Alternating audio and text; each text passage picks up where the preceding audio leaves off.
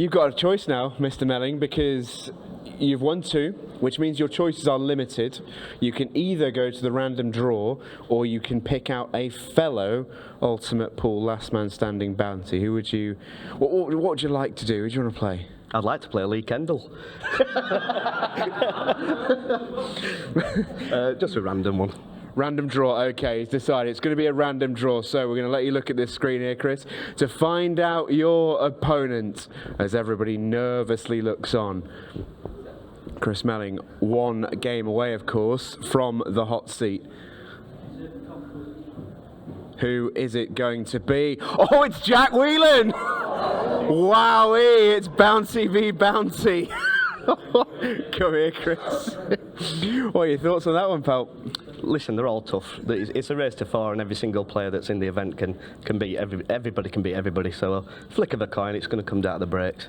One thing to point out here is that obviously they both have bounties on their head. Chris has the Be More bounty as a hitman, and Jack has the Prasad bounty on his head. That players can't win it here. But what will happen is if Chris beats Jack or Jack beats Chris, that bounty would go on to their head. So they'd almost have like a double prize for anyone else that was to beat them. So that's not the initial benefit for them straight away. No, which kind of shows how bad a draw that is for both of them, really. You could see Jack's reaction. He didn't want to be out in the arena and felt that the only way he was coming out was through that kind of random draw. Chris, I mean, he pulled Arfan out, so he's obviously not afraid of the big match, but this isn't really the one he wanted. Yeah, I could think of about 25 other players he would rather play than Jack Whelan, in all honesty. If he had the choice to pick, there's not a chance he would have picked out Jack. And you have to say, from a player that's just won 2, he's done, he's had some fun in games, he's come up with a really big call playing Arfan. He probably deserved a better draw than this, but you got what you got, and you just got to get on with it. And that double bounty is, of course, going to be a factor, because whoever wins this, they're going to be the one you're going to pick out next, because any of them are going to be difficult draws, so you may as well play the one with 1,000 on their heads than 500. Jack's at a slight disadvantage, of course, because he's coming into this cold. The person that's going to be rooting most for Jack is Callum Singleton, who's currently got the front row seat and is rather keen to keep it in the hot chair.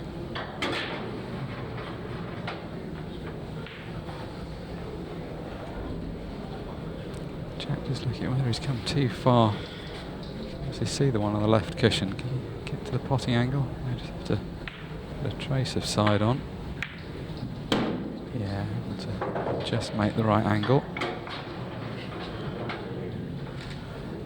These are short races at the best of times, but for players of this quality, when they're likely to get a few off their own breaks, very, very short a race to 4. Chris said that at the beginning, it's going to be all about who gets balls off the break.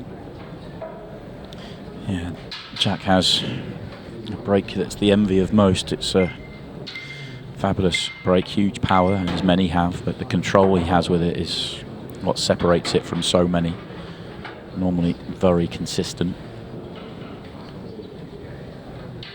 These two did play fairly recently, played in the semi-finals up in Blackpool for the last Pro Series, and fairly comfortable victory for Jack Whelan, who was flying at that point.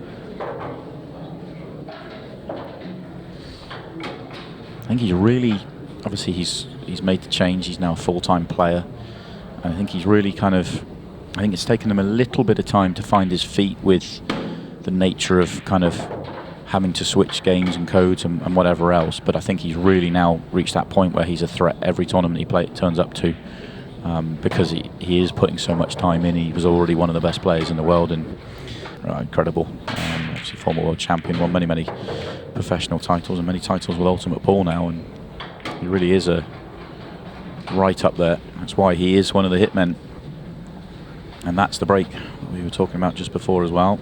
Power and control.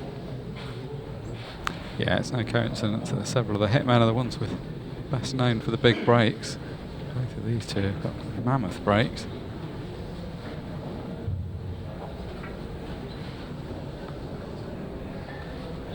Extension call. The hitman that we've heard no talk about so far has been Phil Harrison. He's probably the one that hasn't been sort of quite an eye-catching a name. We're sort of joking, are people going to call Tom Cousins out? That didn't happen, but then these two have been called out by fate to get to this point.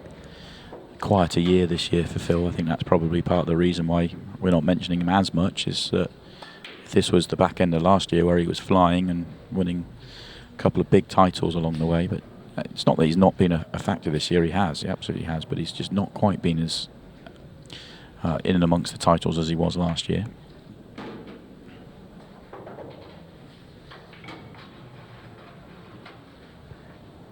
This looks perfect.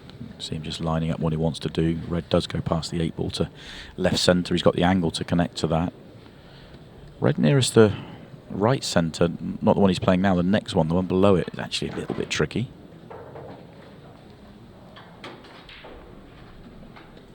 Look at the gap he's trying to play for. It's not big. He wouldn't have to do anything because the 8 ball does go top left, but the gap he would be trying to find is quite small.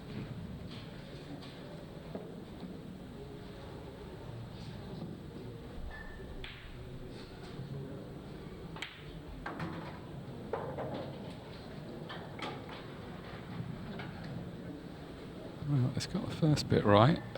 That was obviously the easier of the two shots. He's come around again to look at where this gap's going to have to be. The good news is he has to find the line rather than find the gap, as in he's not crossing the line. He's in the... There you go, that shows the gap is a lot bigger when you see it from this angle. He's taken these really well so far. This has been the perfect start. Good clearance in the last frame, breaking clearance to follow it up.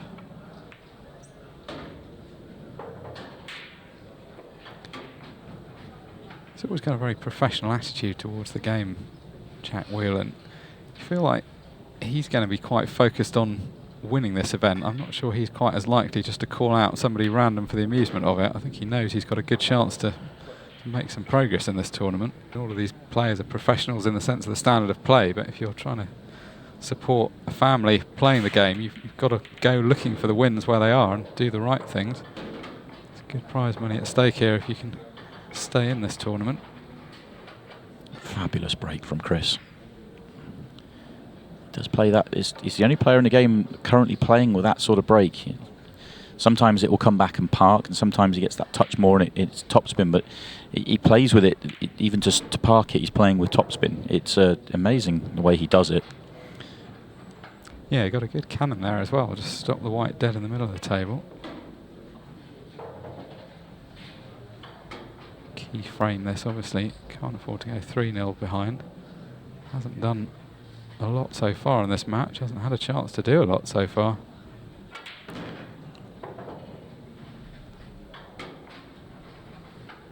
Certainly not afraid to play with a lot of side. We saw him play a crazy shot in the previous match, loading up with check side. He's just come a little bit too far down the table, so resetting, but no problems to do that. Landed about as well as he could on the ball down the left-hand side. Just needs to get the cue ball back into open play. As he so often does. In no time at all, just races through the finish. Oh, wow. What is that? That's incredible what's happened there. I mean, it's the easiest ball I've ever seen Chris miss. Is it a kick? Does it roll off? It's always on the jaw. Always on the draw. It was one of those that you're slow rolling across the top of the triangle area, so sometimes you do see them take a little deviation, but that looked, certainly on replay, to just always be on the low draw, and just a very jarring miss from Chris Melling. Yeah, it just looked a bit casual, didn't it? I think he thought he'd done all the hard work there. He played some difficult shots earlier on in the frame. Felt like he just had to pretty much stop that, leave the cue ball for the straight 8 ball.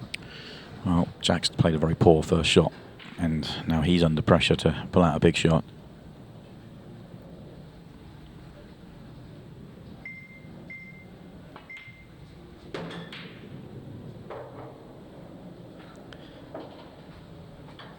I was about to say sort of clever that he wasn't.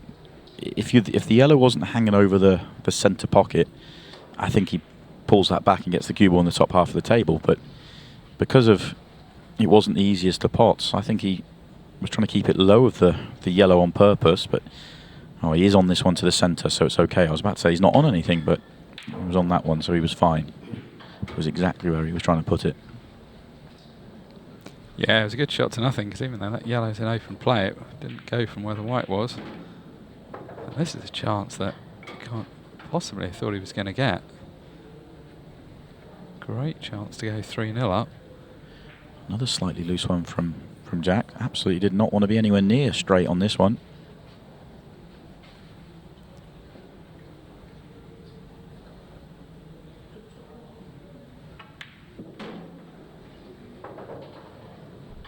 Suddenly turned this from an unmissable shot into one that he's actually got to play properly.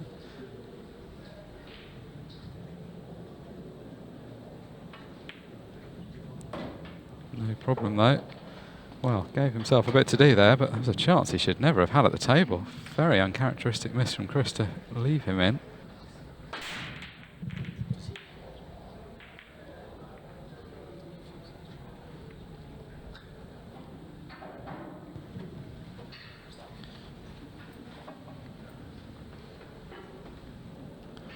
Well, Jack will have expected to win the match at that visit. That's not going to happen. And we still have half the match left, so by Chris Melling's times, as in how quick he plays, he's still in it, but he'll need another bit of help from Jack on his break, as well as clearing up here. Break clearing, he'll need more help, but I guess every comeback has to start somewhere. Yeah, and of course the advantage of a short race is that you're not coming back quite so far.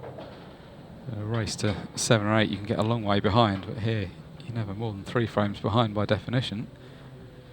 But yeah, I mean, the way Jack's played so far, he looks like he's up for it, playing well, driving some confidence from the miss from Chris. Good chance to get the first one back though. We are playing with the golden break this weekend. We haven't seen any, and we haven't really seen any go that close so far. There was one rattled somewhere near a pocket, but not yet being a factor.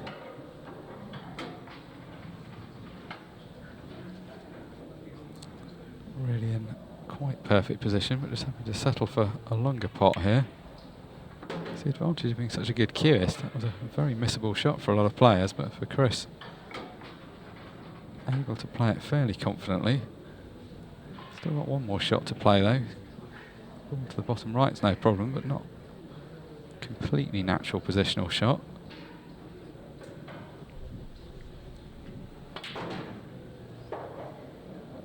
Oh, that's a good shot. The cannon on the red was ideal. Fabulous.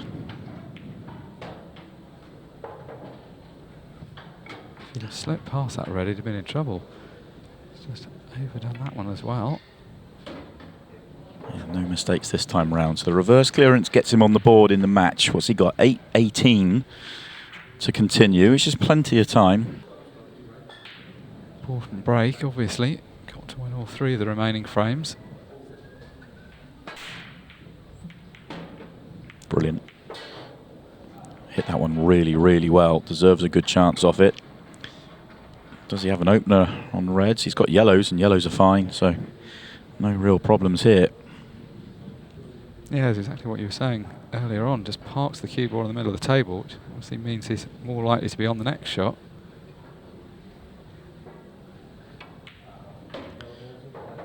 Well, yellow he's just gone by. I think it slides into the right centre, so it's fine. Yeah, you can see there on the overhead it does just slide in. It may not be the full pocket, but enough for Chris. 2 together at the top of the table. I don't know if he wanted to land on one of those there. He never really had that line. They're the 2 that are probably most awkward to get to. Kind of put himself a little bit in no man's land with that first shot. That's kind of why I talked about it.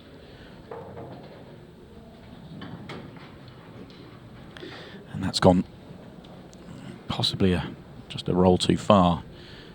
Yeah, it looks like he's going to have to screw back on and off the cushion with reverse side. Absolutely plumb. Well, we've already had a highlights reel of shots played by Melling with side so far today. It's always the way he plays though, isn't it? Slips out of position, plays a brilliant shot to get back in, out of position again. Does need a good cue ball here on this shot, so he can get onto the 8 ball. Doesn't go to its natural bottom right from this yellow. It just floats it in like it's nothing. A little short, but similar to the last one. No issues with it. So back to back for Chris. Time not a factor. He's just got to make a ball. And he hasn't. Wow, how has this match turned around? Chris Melling has an opportunity here to run the match, essentially. Yeah, he's only got one difficult ball, but even that isn't really as difficult as it looks at first glance, because the one above the right centre, there's a big pocket if he wants to play it direct, or he can play it as a double. He's on nothing. It's a poor one. I mean, that's not where you'd have expected the mistake to come from in this frame, is it? He's played a very loose positional shot.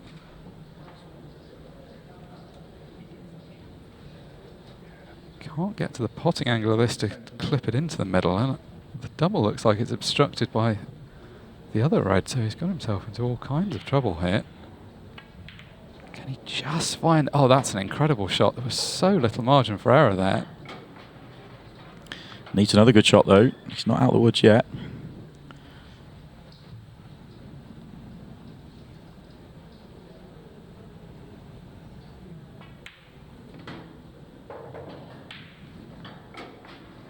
And he still needs another good shot. Like 3 really good shots on the trot to recover the poor positional shot. And he's not back in perfect position still. And all of this with the pressure that any miss could be his last. And finally, he's in close to good position after a few shots chasing the cue ball around the table. Not able to get perfectly on the 8 ball, but this kind of shot completely routine to him.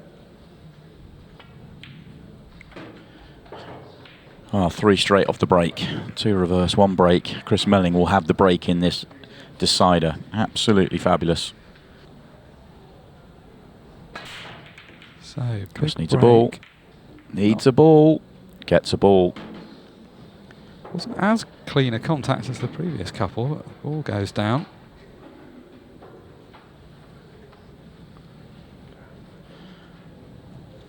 If Jack Whelan was to lose this match, having had that 3-1 lead, and then suddenly he's been frozen away from the table. Yeah, tough one, isn't it? He's made 1 less mistake than Chris in the match. Chris has made 1. Well, 1 that cost him. He's made a couple of positional errors that he's been able to get away with. He needs another here because he's not on anything again. Yeah, that's another positional error. I don't think he's going to be able to pot his way out of this one. He's just going to have to run for cover. Well, time didn't seem like it was going to be a factor. If this was to be a slow frame, it could potentially come into play. Jack's just coming around to look at what he can see of this yellow. Definitely don't think he can see the potting angle of the ball down the table. May just about be able to get to the thin edge of it. He's going to try and bend it.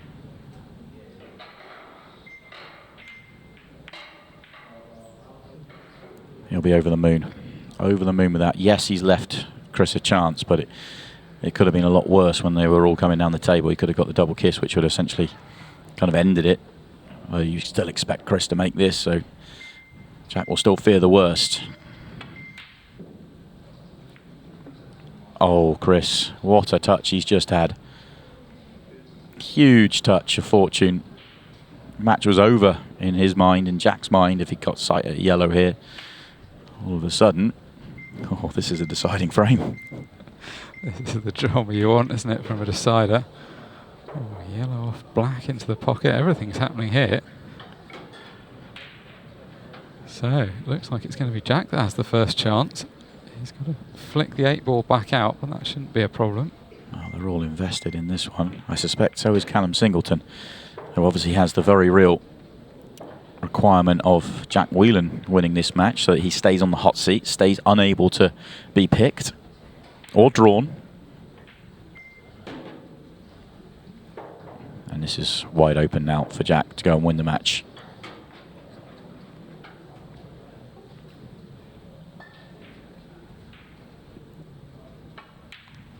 Well, this match has certainly lived up to expectations. 2 of the best players in the world, 2 of our bounties got picked out to face each other early on. And it's going to be a very special shot from Jack Whelan that's going to win it. That shot, he was essentially on nothing there and had a couple of seconds to come up with a brilliant shot to get himself in. And well, once he's made his first shot, you kind of expect him to make the clearance, such as the level he plays at, but you can't take it for granted. It still needs to be done, and he makes it look so easy and clinical. This has been some performance by both players. Jack looked like he had it early on, but then had to deal with a big onslaught from Melling to get back into it. It is Jack Whelan, though, that finds his way over the winning line and stops Chris going 3 in a row. Yeah, knocks the magician out. You do have a decision to make, though, because you have beaten a hitman, which means, as you are a fellow hitman, we sadly can't give you that 500 quid, which I know isn't ideal, but you do choose where that goes next. That money from Be More is going either on your own head, you can double up your own bounty, or you can give it to someone else. What would you like to do? Can I look at the player list first? Yeah, let's get the player list up so you can have a think. Well, I'll follow you, Jack. Here we go. Sorry, mate. That's all right. What do you think here? I know this is your choice. I'm not going down with you. I'll go with... I'll put it on someone's head. Yeah. If it was this time tomorrow, I'd take it myself. Who are you picking? I'd pick... It's not even in the rankings order. Oh no, that's. Go on, Shane can have it. Shane Thompson, you've got 500 quid on your head, and he looks absolutely ecstatic with that. Okay, so the next thing we have to do is we have to decide your next opponent, and that one you do have 2 options because it's your first one. You can either go to the random draw, or you can call someone out. What do you fancy? I'll call somebody out. Okay, well, come join me here, mate, and that's the one, mate. You have a look and let me know who you fancy. I'll go with... Rahat. Rahat Munim, your time has come, mate. Down you come.